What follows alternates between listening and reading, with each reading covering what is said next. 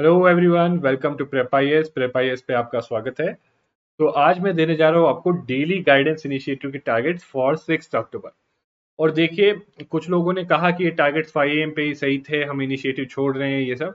सी, देखिए, at the end of the day, चाहे मैं टारगेट्स आपको एक दिन पहले दूं या फिर 5 AM दूं, the purpose is that you should achieve this targets. आपको कोशिश ये करना चाहिए कि आप ये टारगेट्स डेली अचीव करें, ठीक है। क्योंकि इनिशिएटिव का पर्पज ये है कि आपको जो है एक गाइडेड वे में आपका सिलेबस कवर हो जाए, ताकि आप फाइनली एग्जाम को क्लियर कर लें, ठीक है। आपका एम होना चाहिए कि मुझे इस एग्जाम को क्लियर करना है, ठीक है।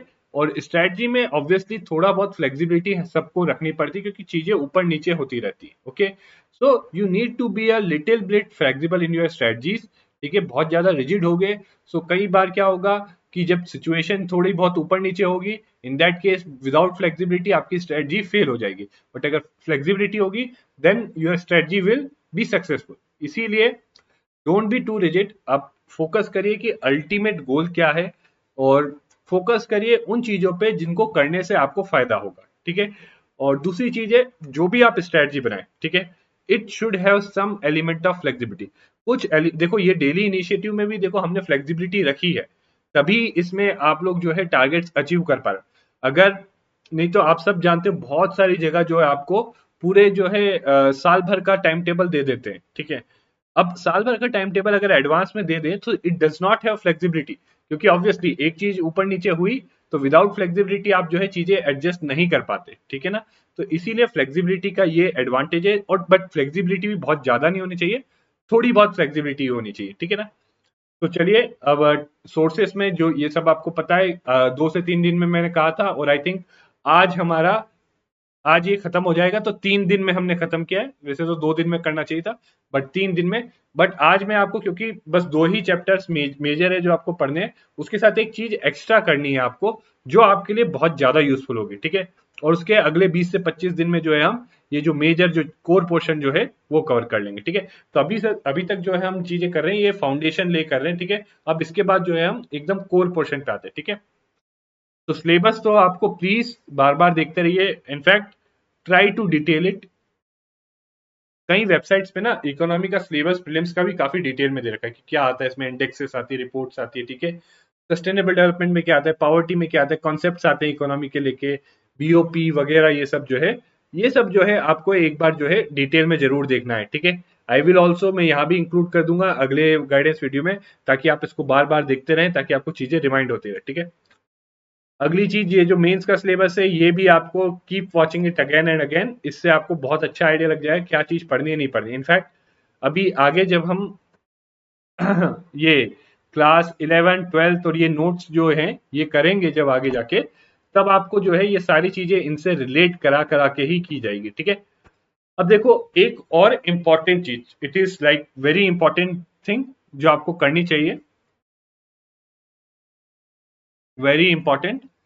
इट इज की प्रीवियस ईयर क्वेश्चन की एक सीरीज है इकोनॉमिक्स के, जो यूपीएससी प्रीलिम्स के प्रीवियस ईयर क्वेश्चन हैं, वो हमारे चैनल पे जो है हमने अभी रिसेंटली ही कंडक्ट कराए सेशन, और पूरे इकोनॉमिक्स के। अब ये कहां से देखोगे, लिंक जो है डिस्क्रिप्शन में है, ठीक है। या फिर अगर मान लो डिस्क्रिप्शन में ना मिले आपको, तो क्या करना है, यूट्यूब चैनल पे जाना, प्लेलिस्ट पे क्लिक करना, और वहां पे रिवीजन थ्रू PYQ लिखा होगा।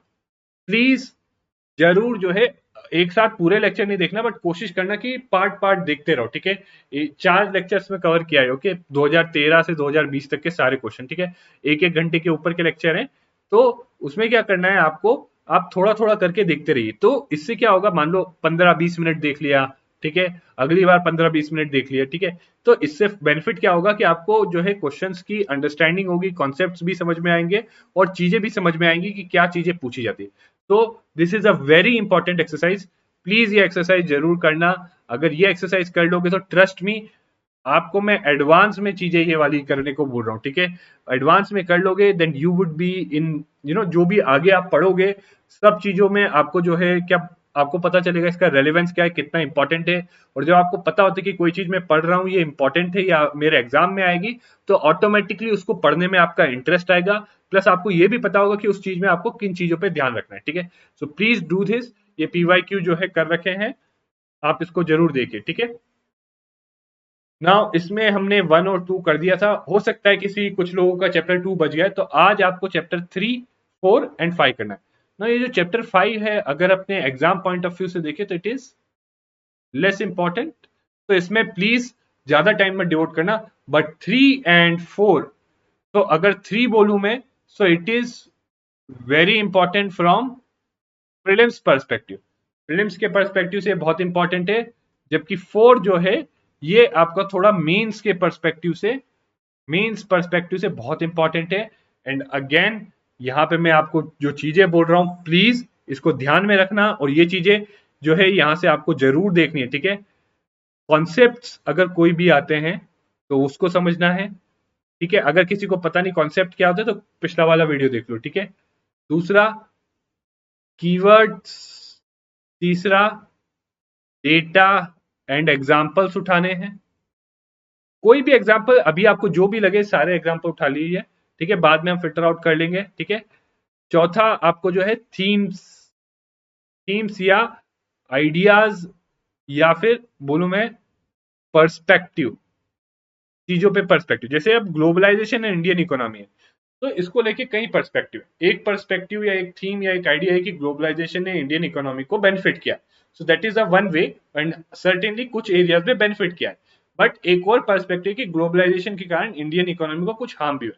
तो ये दोनों पर्सपेक्टिव्स होते हैं, ठीक है। तो इस टाइप से, क्योंकि ये पर्सपेक्टिव्स का काम में आते हैं, ये पर्सपेक्टिव्स काम में आते हैं मेंस के, ठीक है।